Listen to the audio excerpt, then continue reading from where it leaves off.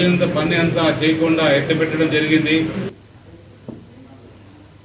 విశాఖపట్నం కాంచరపాలెం జాతీయ రహదారిపై ఆర్టీసీ బస్సులో యాసిడ్ దాడికి పాల్పడ్డ నిందితుని పోలీసులు అరెస్టు చేశారు. గత ఏడాది నవంబర్ 29న జరిగిన ఈ ఘటనలో శ్రీనివాస్ అనే యాచకుడు ఈ ఘాతుకానికి ఒడిగట్టినట్లు డీసీపీ మేరీ ప్రశాంతి తెలిపారు. సీసీటీవీ ఫుటేజ్లో ప్రయాణికుల వాంగ్మూలాలను విశ్లేషించిన అనంతరం నిందితుడు శ్రీనివాస్ అనే యాచకుడిని తెలిసిందన్నారు.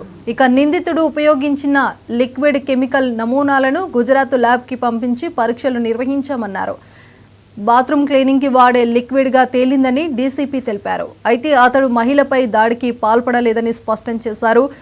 తను తరచూ 28 నెంబర్ ఆర్టీసీ బస్సులో టికెట్ లేకుండా ప్రయాణిస్తుండటంతో బస్సు డ్రైవర్ కండక్టర్ అడ్డుకున్నారని, ప్రతీకారకంగా ఈ దాడికి పాల్పడ్డారని తెలిపారు.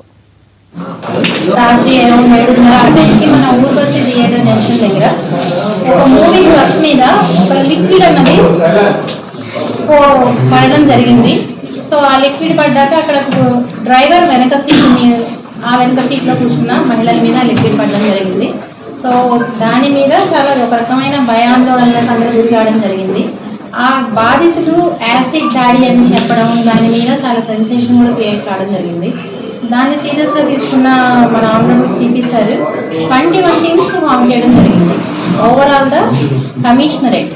సో అది ఎవరు, ఏంటి, ఎలా జరిగింది, ఎందుకు ఆ లిక్విడ్ని పోయడం జరిగింది, దాన్ని కూడా మనం వెరిఫై చేయడం కోసం. సో బాధితుల స్టేట్మెంట్ ప్రకారము ఆ రోజు ఆ బస్సు వస్తున్నప్పుడు ఆ పక్కన నుంచి ఉన్న ఒక వ్యక్తి లిక్విడ్ వాళ్ళ మీద కొంచెం ఏదో ఒక యాసిడ్ వాళ్ళ టెర్మినాలజీ ప్రకారం పోయడం జరిగిందని వాళ్ళ స్టేట్మెంట్ ఇవ్వడం జరిగింది. కాకపోతే ఇక్కడ మనకి ఎలాంటి ఆధారం లేని పరిస్థితి. సో సహజంగా ఎవరి మీద ఏదైనా దాడి జరిగిందంటే దానికి ఒక మోటివ్ ఉంటుంది. ఆ బాధితుల పట్ల ఎవరికైనా ఏదైనా గ్రడ్జి ఉండడం కానీ, వాళ్ళ మీద ఏదన్నా వాళ్ళకి ఒక లెసన్ టీచ్ చేయడం పోయడం కానీ ఇట్లా జరుగుతూ ఉంటుంది. సో ఇది డ్రైవర్ వెనక సీట్ ఉంది కాబట్టి పోలీస్ ఇన్వెస్టిగేషన్ వరుసగా ఉన్న వాళ్ళ మీద ఎవరికైనా ఏదైనా ఇష్యూస్ ఉన్నాయా, వాళ్ళతో ఎవరికైనా గొడవలు ఉన్నాయా, మనం ఆ విక్టిమ్స్ను కూడా విచారించడం జరిగింది అన్ని రకాల యాంగిల్స్లో. But victims they are totally clueless. అసలు వాళ్ళకి ఎవరితోనూ గొడవ లేదు. అంత డ్రాస్టిక్ స్టెప్ ఒక యాసిడ్ వాళ్ళ టెర్మినాలజీలో యాసిడ్ పోసేంత ఇష్యూస్ వాళ్ళకి లేదు.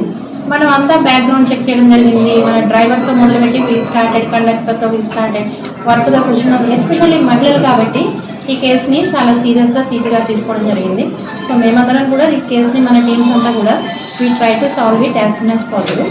బట్ ద థింగ్ ఈజ్ మనకి ఎట్లాంటి క్లూస్ లేవు. ఆ రోజు రాత్రి కావడం, ఎవరు చూడకుండా ఉండడం, అదే ఎస్పెషల్లీ బాధితులు మనకి కనీసం ఎలాంటి హింట్ కూడా ఇవ్వలేని పరిస్థితి. వాళ్ళకు కూడా అసలు ఏమీ బనగానపల్లె వైసీపీ